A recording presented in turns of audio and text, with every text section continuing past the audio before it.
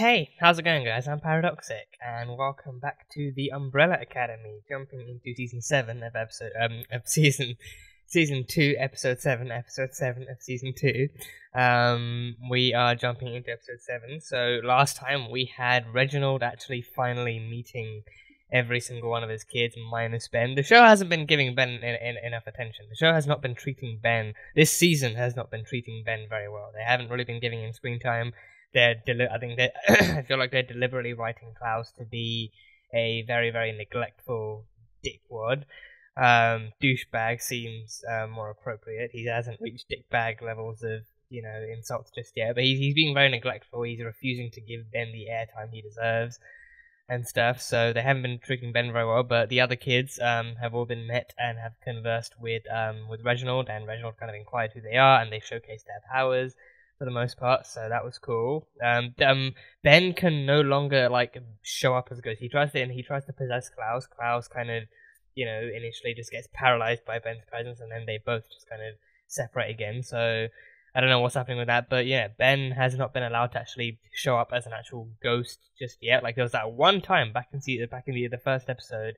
And then Ben kind of, tried to use that as like a moment to be sassy, like, oh, you can fight your own battles, you can, play your own card games and everything. So there was that one point, and then after that, from what I can remember, nothing. So Klaus and Ben are having those kinds of issues where he just can't show up anymore. So I don't know what's going on with that. But the rest of them managed to showcase their abilities, and Five being like a 60, 70, 80-year-old man in a literal kind of teenager's body. Like he's the only one who has the maturity levels that match Reginald's, and he was the only one that Reginald kind of identified being able to have an accurate conversation with, which he did, and talked to him a little bit about time travel, but didn't really give him sufficient information needed for him to actually do his thing.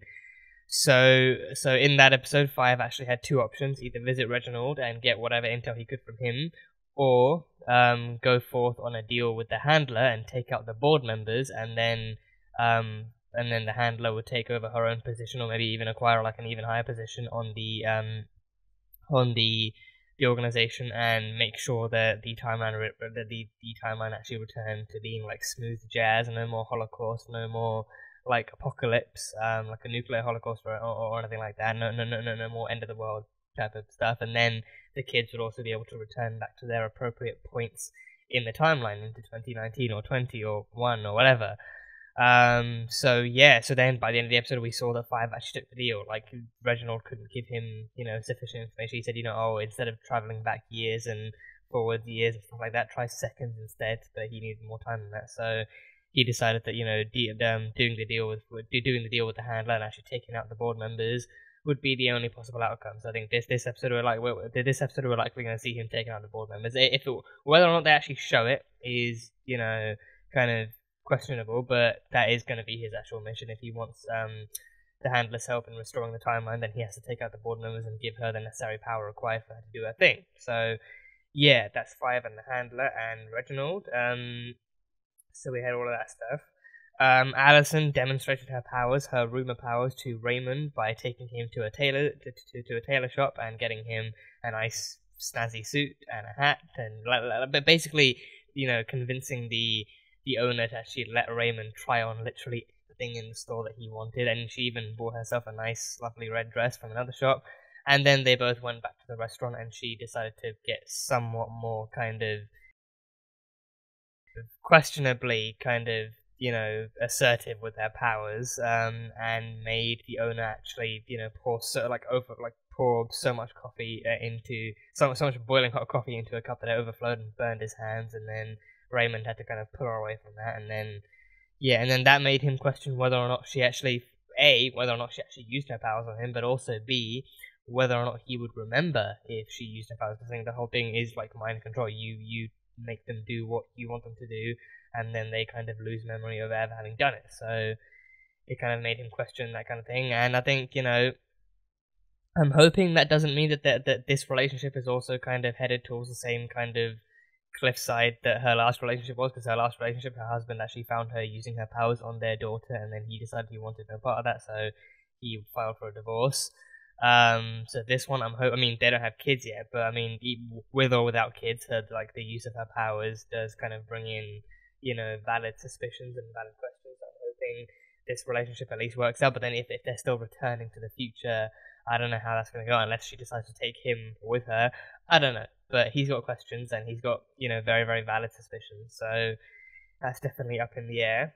But we had all of that stuff with her, and we had Klaus trying and failing to disband his cult. He kind of tried to convince them that he was a fraud, and then they took that to mean that he was a fraud trying to confess his sins and cleanse his soul, and that was also like another exercise that the cult had. So then they all started to denounce themselves as frauds and tried to purge themselves of their sins and everything. So it didn't really go to plan at all.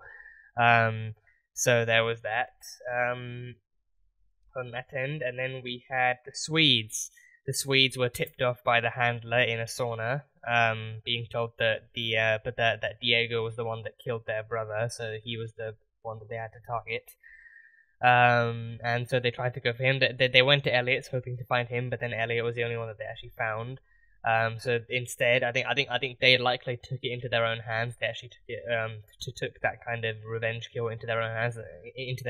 They literally passed on the message ogre for ogre, which I think is probably like eye for an eye or blood for blood or something like that. They literally sent the message that you took one of ours, so we take one of yours. So Elliot being Elliot, he's so far been pretty much a side character. He's not really gone very far. He's not really gone anywhere. I mean, he's helped them in all the ways that he can. So I think his story was kind of pretty much ended there. And I think he is also a character that they can actually stand to lose. Whereas killing an actual family member would definitely drive the stakes even higher. But I think it would kind of like, I don't know. It feels like it would offer more drama than necessary. But this time they actually lose someone who's been helping them. They lose like a friend of sorts, like an acquaintance, and like an innocent man more than anything else. So they definitely kind of stand to fight back and actually end the Swedes before they end them, because this is a warning shot kind of thing. So yeah, so they killed Elliot and.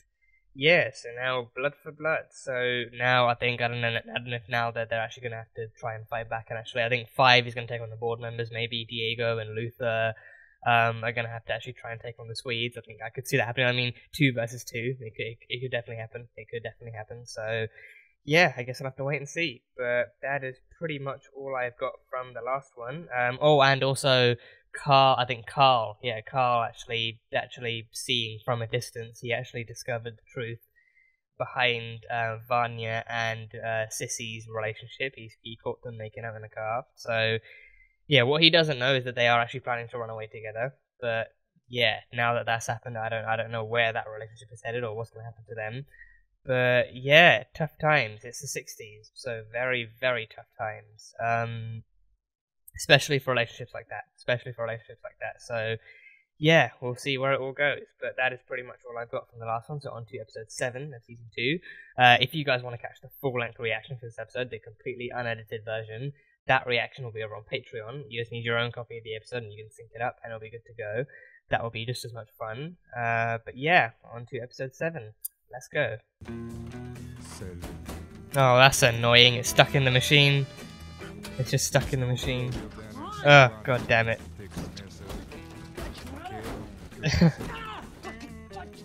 No way no one sees this. Oh wow, the hallway is completely empty when he does that. How convenient. Oh. Oh. He took her arm off. He disemboweled them. Yep. Jeez, he is brutal. Oh, Jesus, knocked right out. Oh, where's the fish gone? Where did the fish go? Oh, a cricket bat this time. Oh, gee.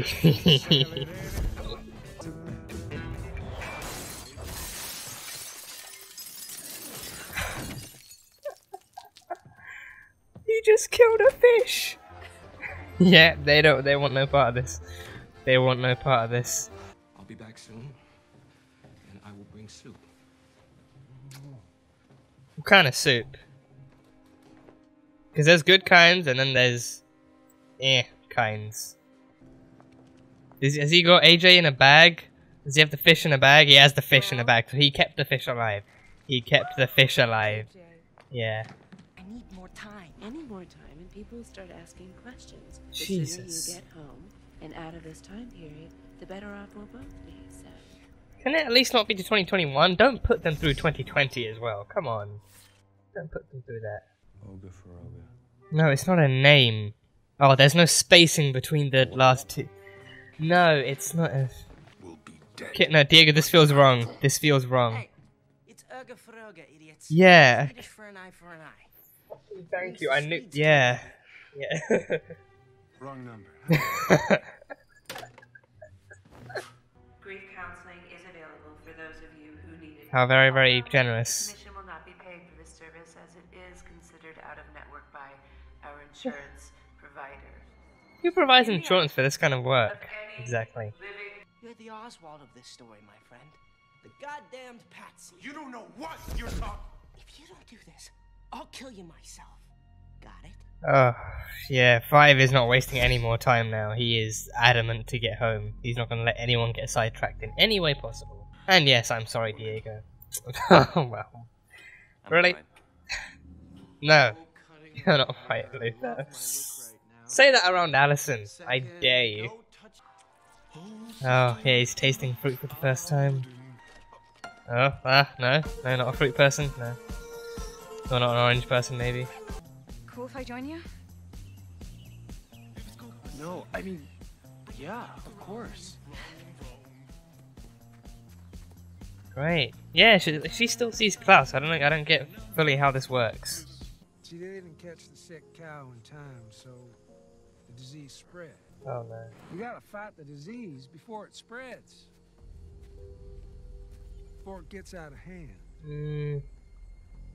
Who I am is not a disease. Maybe I wouldn't have to do that with you gone. Yep, either Vanya leaves or Harlan does. Harlan could go back to spending time with his mommy and his daddy like he should. What time were you spending with him to begin with?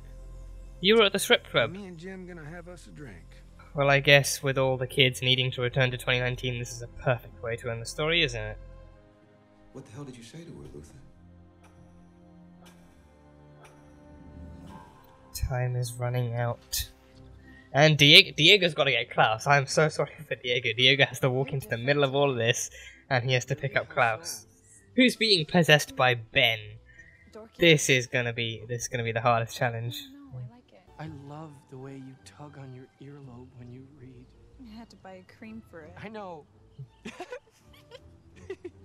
It's actually kind of adorable. I'm somebody different. I'm Asian. a virgin.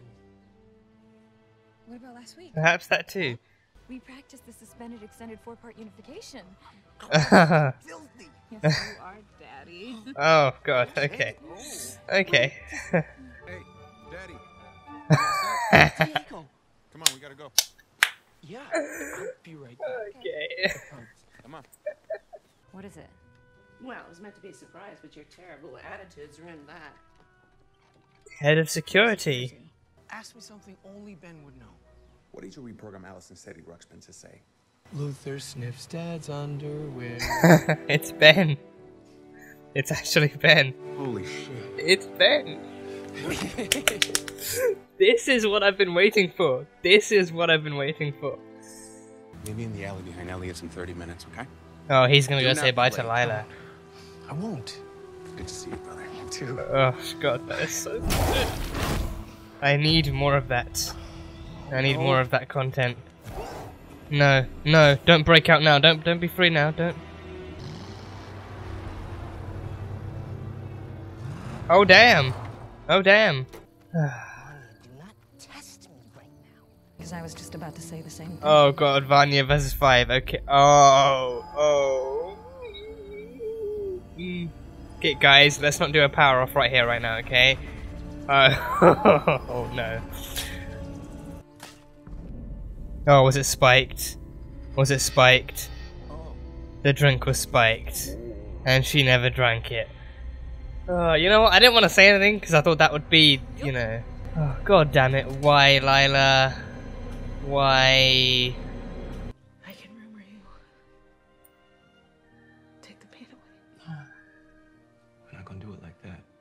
I would take my year with you over a lifetime with anybody else. You hear me?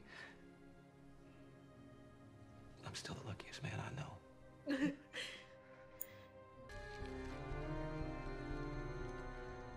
Is that gonna be worth anything in 2019? Oh no, okay, tell me Luther's here, tell me Luther's here. Oh Jesus, oh come on. Oh no. Oh Jesus. Heard a rumor, come on, heard a rumor. Oh, in the eye! Oh no. Stay inside, Ben, stay inside, come on, you can beat him. You can beat him, just stay inside. I heard a rumor. You killed your brother. Oh no, oh damn. Oh, she's ruming him to kill his own brother. Oh, Jesus. He's killing his own brother.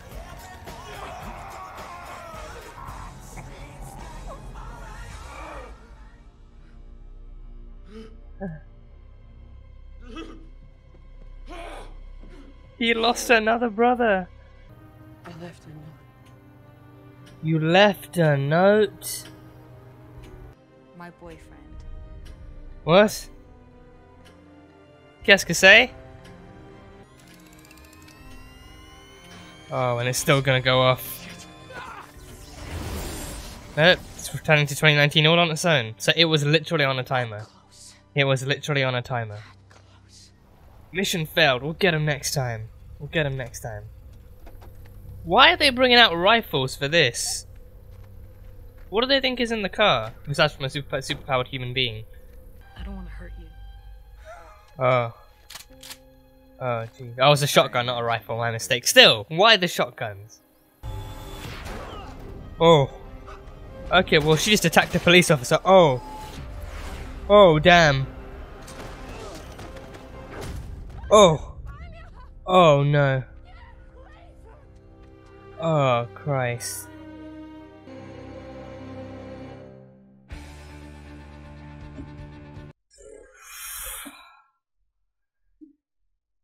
These writers know where to end these episodes. They know where to end these episodes. Yeah.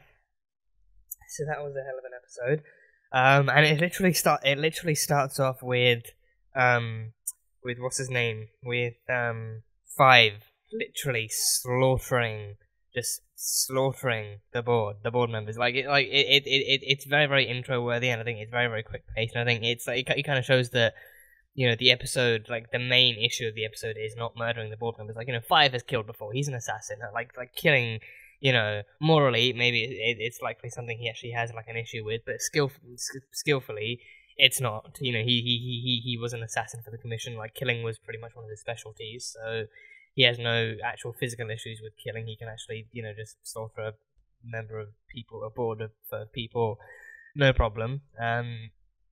So I think it was definitely something that was very, very suitably minimized to just the intro, and it showed just how adamant he was. Like he didn't want to spend an entire episode contemplating how to kill them and whether to kill them or whether to just, you know, just wipe them off the map or just to abduct them and hide them away somewhere. Like, you know, killing them. He needed to get it over and done with.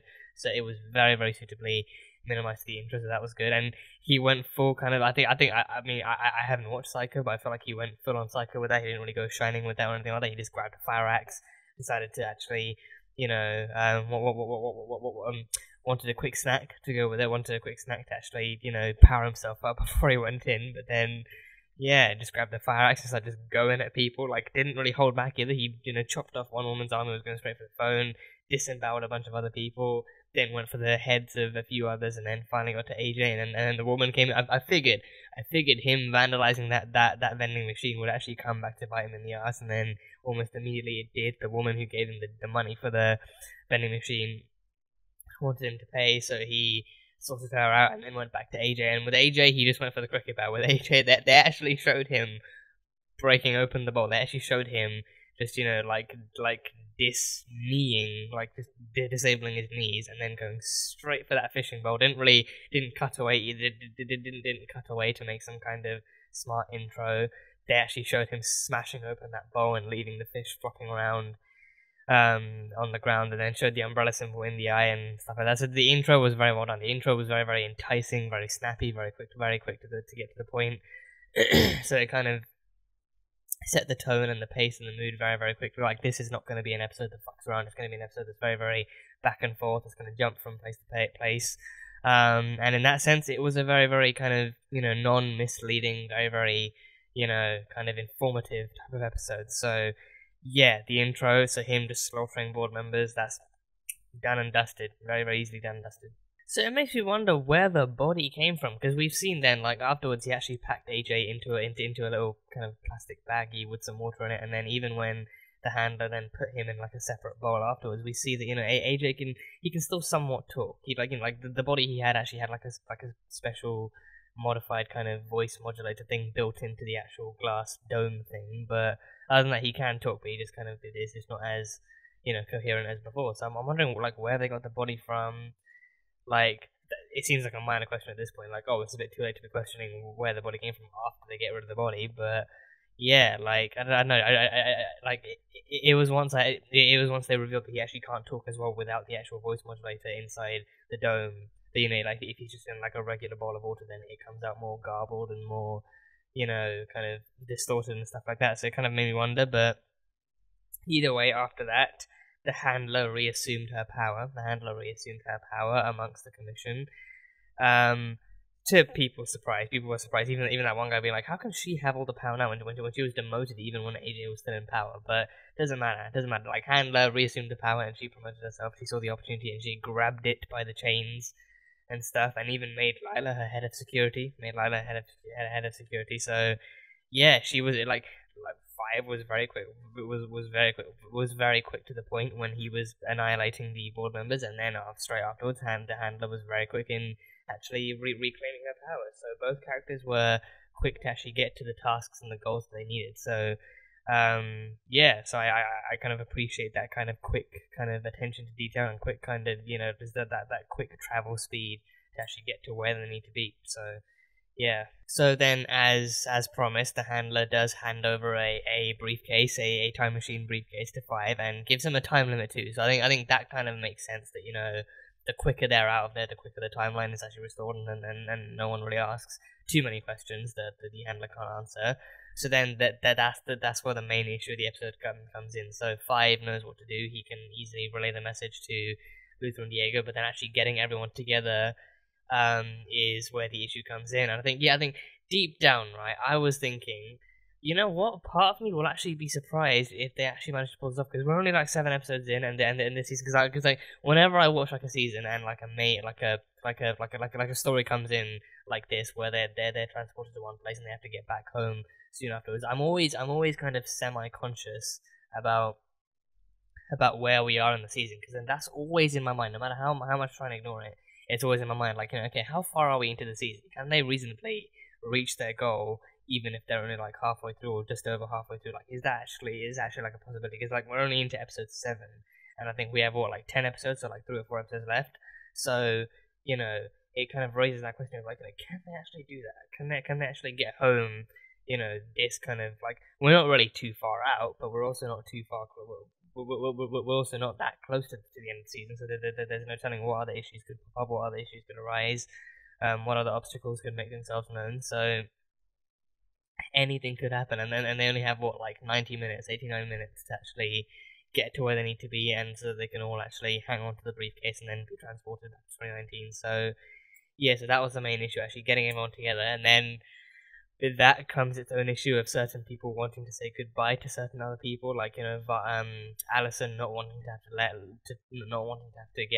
Raymond go, and then Vanya having to say goodbye to Sissy. But then that comes with their own issues. So yeah, like Vanya. So Vanya, and I anticipated the whole Vanya and Carl confrontation, like him confronting her about what she's been doing with Sissy, and then him kind of giving her the ultimatum of either she leaves or Harlan does, and he knows that, you know, Harlan would not bode well on his own in a completely different environment with other people, regardless of whether or not they're specialists. And I think especially like back in those days, like I think, you know, there's not really, I mean, unless you look it up, there's not really much telling as to like exactly how specialized they were with conditions like Harlan's. And I think I've been wondering exactly what Harlan's condition is, because I can't really pinpoint it or assign too many labels, but I think Vanya did make a point of saying, you know, in the future they have a term for what Harlan's condition is, so they can actually treat him better there. So that's why if she takes her back, then she and Sissy could actually, you know, have a somewhat, like a relatively easier time actually establishing their relationship and actually being together, and Harlan could actually get a lot more improved and modernized kind of support with his condition.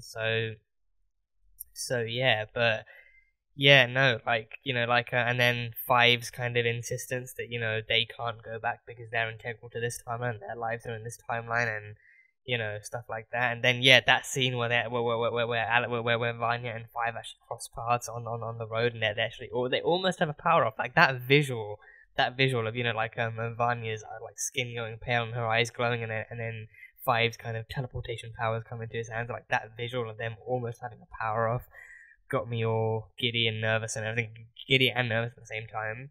Because then, I mean, in that moment, you can't help but wonder who would actually win. Like Vanya, who can just, you know, unleash sound blasts and literally is like someone whose powers literally last season, you know, almost pretty much brought the moon crashing down on them and almost killed them. Or Five, who actually has the powers to manipulate time. Like, you know, I think there's probably videos out there actually doing like a deeper, more in-depth analysis of their powers and actually comparing them to their comic book counterparts and, you know, doing all that stuff and actually seeing who would actually win. I could not do that, at least not in this video. But yeah, I think it's an interesting concept. I think there's probably also videos out there comparing other characters to them, like you know, like Diego versus Klaus maybe, or, you know, Luther versus Allison. But I don't know. But yeah, that whole kind of concept. I mean, obviously, they wouldn't fight each other, because I think what's more pressing is that they actually get into the car and actually get to the alley in time and actually get together to return. But yeah, I mean, I think the main focus of that was not power versus power, but mindset versus mindset. Five being of the mindset that they need to be careful what they do from here, and they actually need to just drop everything and run, because they don't belong here. They really do not belong here, and they need to actually get back home and get to safety again. And then Vanya, and I think, you know, when this season, when you look at this season and you look at just how much time they've all spent in this time period and in these kind of in this day and age, you can't help but actually, you know, think about the fact that, you know, the people they've met, the relationships they've made will definitely impact how they move forward, and it's understandably difficult for some of them to move forward knowing the relationships they've forged. So it makes sense that especially Klaus and Vanya and Allison would actually have trouble moving forward and actually letting go and actually moving into like another timeline. So yeah, it makes sense. What I love, though, I will say, I'm so thankful to the writers. I'm so thankful to the writers that they finally gave us not just screen time for Ben. They gave us screen time for Ben in, yeah, I mean, they did that whole thing where the camera angle rotates, and after like an object passes, you see like their face change, and the true form, the true person underneath is actually revealed. So they actually gave us that, but they actually gave us like airtime and screen time for Ben. Ben actually successfully managing to possess Klaus's body, and him actually getting the opportunity, like that in that introduction scene as a whole, like him actually stepping out of the house for the first time, and him walking through the gardens and frolicking in the soil and actually eating like a fruit for the first time, and then immediately disliking it and everything. But him actually experiencing fresh air and existence as a whole in like an actual physical body for the first time was beautiful to see. And then him actually finally getting some time with Jill, and apparently Jill and Klaus had like a threesome or something on a sex swing a few days ago, so Klaus is definitely not a virgin. I mean, we knew even before that Klaus wasn't a virgin, but still, you know, like that kind of interaction, like Ben finally getting to actually talk to Jill as himself in some sense of, well, like that still kind of irked me. That still kind of like, I mean, it makes sense because Ben is dead, so he has no physical vessel left to inhabit, but still, like it kind of felt kind of different having to watch Klaus pretend to be Ben, although we did see Ben, in, like, again, in that kind of, panning filter thing, that panning kind of camera shot. But I think what warmed my heart even more, what warmed my heart so much more, was Ben and Diego. The writers gave us Ben and Diego reuniting for the first time, and even that kind of transition that Diego has from thinking that Klaus is just high and pretending to be someone else, or that Klaus is just screwing with him or something, and then he finally actually finally realizes that it's actually Ben, and then he's like, "Oh my god, I've missed you so much, little bro." Like, he's actually, for the first time, he's actually, being able to communicate with Ben, and he finds out the truth that Klaus was just taking the piss before. But that whole transition feel like for the first time, actually, like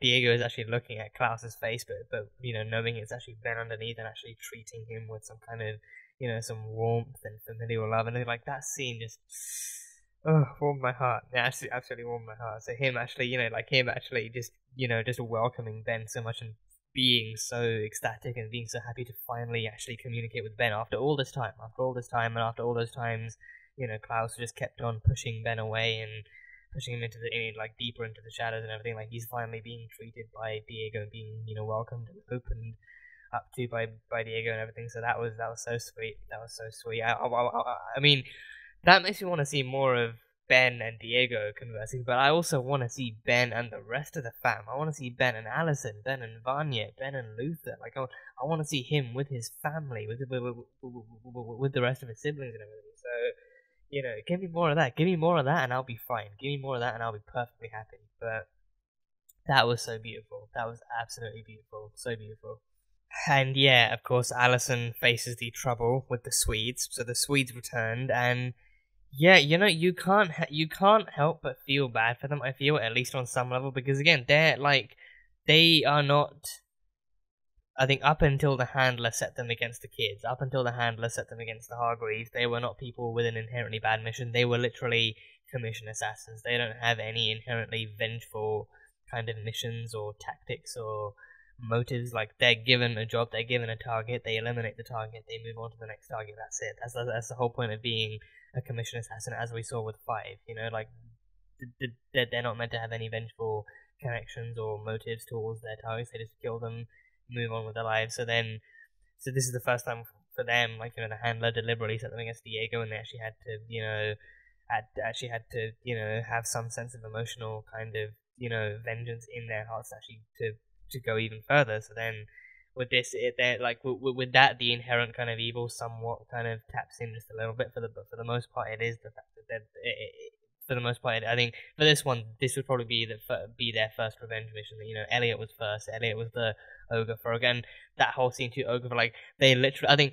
I figured, right, when they see that there's no spacing between the 4 and the last ogre, like, then they would actually think, oh, ogre for ogre. Then they would literally think it's a name. And what makes it even worse is them literally finding the name Olga Feroga in the phone book, which, I mean, like that poor Olga lady just got like a half threatening phone call from 2 very suspicious sounding gentlemen, and then they topped it off with, wrong number, have a nice day. Because 5 came in just in the nick of time, being like, it's not a name, it's Olga Feroga, it's Swedish for eye for an eye. So yeah, but yeah, that whole thing happened, so that was just hysterical. So that happened. But yeah, so then the Swedes, and then the worst comes when Allison finally manages to get her voice back, and then she rumors that one Swede into killing his brother. So first they lose one brother to the handler under the guise of losing him to Diego. They lose one brother to the handler, and then they have like a whole Swedish Adele style kind of send off for him. And then afterwards, one of them is literally mind controlled into killing his own brother, so then that rightfully traumatizes him. And then yeah, so that one, yeah, I mean, Allison did what she kind of had to do, she just kind of set him against his own, so that was, tactful, that was very, very tactical.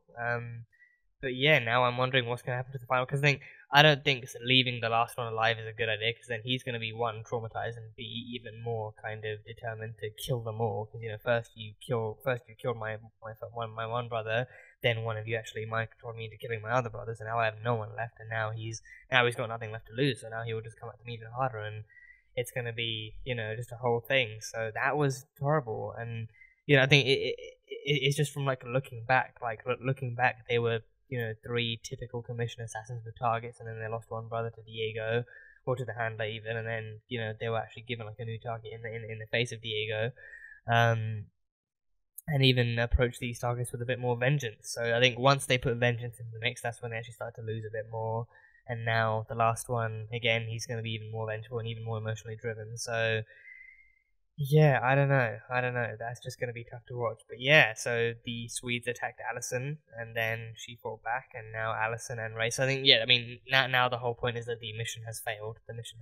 So yeah, I don't know. I mean, again, I think that was at least expected. I think nothing was. I think you'd probably have to be a special kind of optimistic to think that it was actually going to work in this episode and that everything was going to go smooth as butter. But no, nothing works. Nothing works in this episode. So what happened after that? So then Diego went to actually bury Elliot. And I think I like that they acknowledged that, whilst Diego was a side character, he was still good. He was still a good man. He didn't deserve to die. He was still he still helped them as much as he could. He provided them with shelter when they needed it, and even gave them food and everything. So he was still a good guy. He didn't deserve to actually, be forced to pay for their kind of sins against the commission and everything. So that was good. And then Diego goes to actually bury the body. And then Lila, as soon as she arrived at, she had a good enough kind of scene with Diego. He confronted her, and then she kind of confessed to the other stuff being the truth. But then as soon as she took out the drink, right, I didn't want to mention it in case I was being too judgmental towards her, but I kind of had a thought in the back of my head. What if that drink is spiked? He's alone out here. He's digging a grave all by his own, or by himself. Either the Swedes show up and attack them both, or she tries something. So then I figured, she has a flask. I forgot to check whether or not she actually swallowed or something, but no, she didn't. She never swallowed. She never swallowed that drink. She was trusting Diego to drink it, and then as soon as he did, I was like, okay, I'm just gonna wait 2 or 3 seconds to see if his vision starts getting blurry, or his kind of his kind of shots in that scene get any kind of filter over them.